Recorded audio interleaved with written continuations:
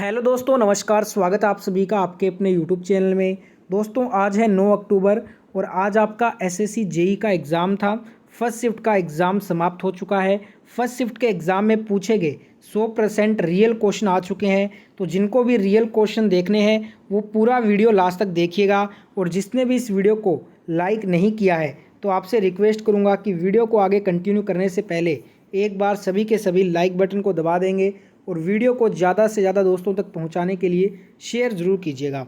अगर आपने चैनल को नहीं सब्सक्राइब कर रखा है तो फटाफट से चैनल को सब्सक्राइब करके नोटिफिकेशन की घंटी को ऑन कर लेने से आपको एसएससी जेई का जो एग्ज़ाम एनालिसिस है रोज़ाना ऐसे ही देखने को मिलेगा। तो स्टार्ट करते हैं पहले क्वेश्चन से। पहला क्वेश्चन आपसे पूछा गया था दोस्तों इस एग्ज़ाम में कि चौसा का जो युद्ध है वो किस वर्ष में हुआ था। तो इसका आंसर हो जाएगा 1539। 1539 में चौसा का युद्ध लड़ा गया था। जो चौसा का युद्ध है ये हुमायूं और शेर शाह सूरी के बीच में लड़ा गया था।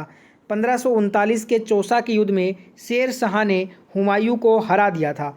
शेर शाह सूरी का मकबरा बिहार के सासाराम में है। ये भी क्वेश्चन एसएससी बार बार पूछ लेती है, तो हो सकता है आने वाले शिफ्ट में पूछ ले कि शेर शाह सूरी का मकबरा, तो आपको करना है बिहार सासाराम।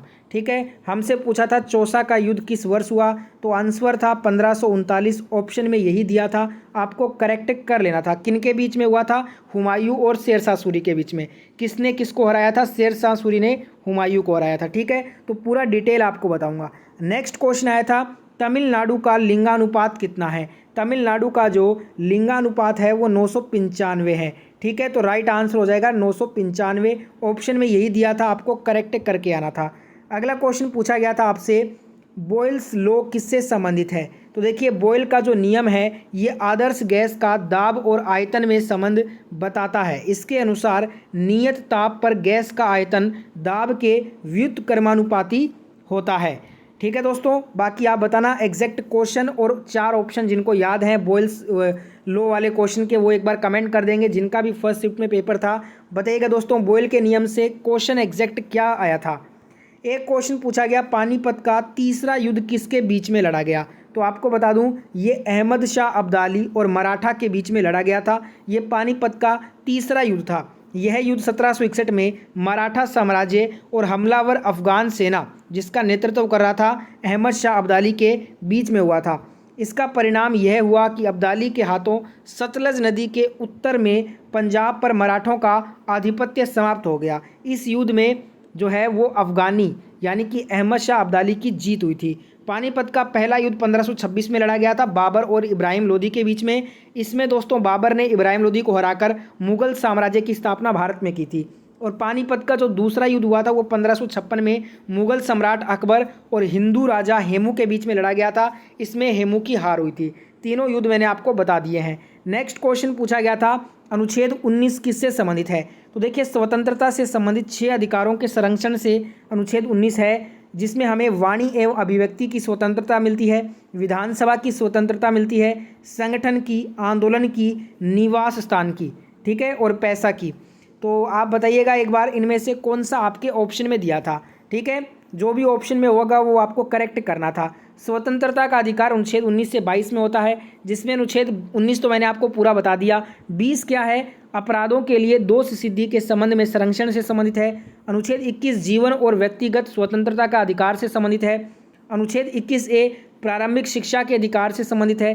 अनुच्छेद 22 कुछ मामलों में गिरफ्तारी और हिरासत से सुरक्षा से संबंधित है। ठीक है, अगला क्वेश्चन आया था कि भारतीय संविधान का अनुच्छेद 51A किससे संबंधित है। तो ये मौलिक कर्तव्य से संबंधित है। देखिए, संविधान के भाग 4A में निहित अनुच्छेद 51A में मौलिक कर्तव्यों का उल्लेख किया गया है। मौलिक कर्तव्य सोवियत संघ के संविधान से लिए गए हैं, यानी कि रूस से।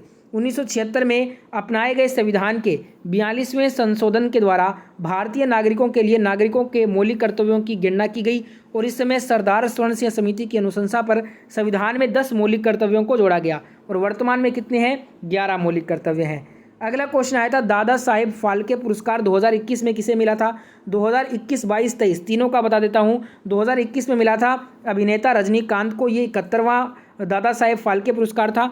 2022 में 72वां जो था वो आशा पारेख को दिया गया था और 2023 में 73वां जो है ये रेखा जी को दिया गया है। ठीक है, अगला क्वेश्चन आया था, जिला जज की नियुक्ति कौन करता है? राज्यपाल के द्वारा जिला जज की नियुक्ति होती है। ऑप्शन में राज्यपाल था जो कि करेक्ट हो जाएगा। जिला न्यायालय के न्यायाधीश राज्यपाल द्वारा नियुक्त किए जाते हैं। भारतीय संविधान के अनुच्छेद 233A के तहत किसी भी राज्य में जिला न्यायाधीश राज्य के राज्यपाल द्वारा उच्च न्यायालय के परामर्श से ऐसे राज्य के संबंध में क्षेत्राधिकार का प्रयोग करेंगे।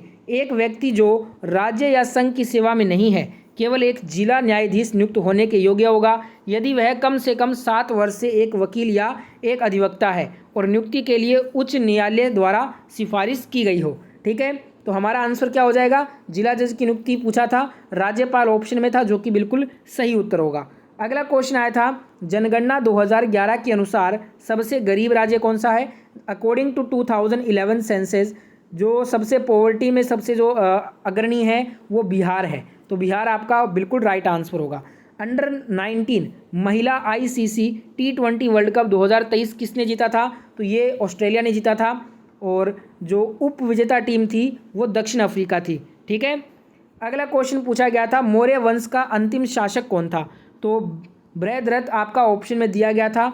बृहद्रथ जो है ये मौर्य वंश का अंतिम शासक था।